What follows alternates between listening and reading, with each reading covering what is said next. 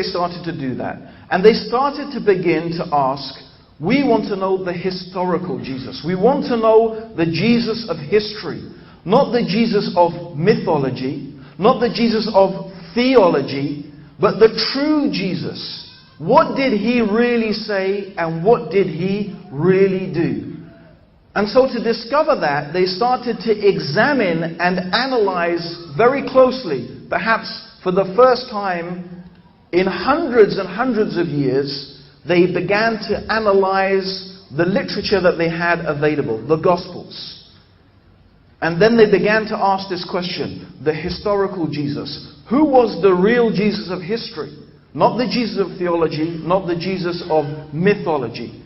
But what did he do and what did he really say? And that's when they began this form of criticism, biblical criticism. And to do that, they had to try and discover the history in those texts. They had to try and see which and how much of these texts were truly historical.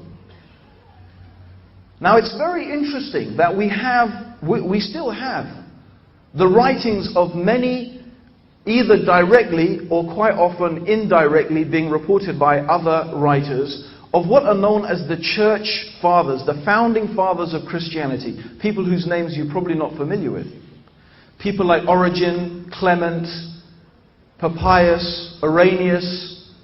These were some of the names of the people who were the early founding fathers, the scholars of early Christianity.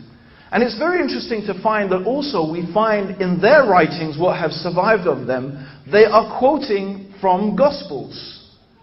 But the quotations and the things that they quote, we don't find in the Gospels that we have in front of us today.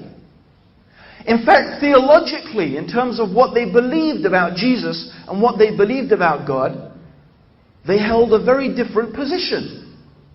And their attitude, in fact, to the documentation and the accounts that were in front of them was very much more like the attitude of modern biblical scholars today.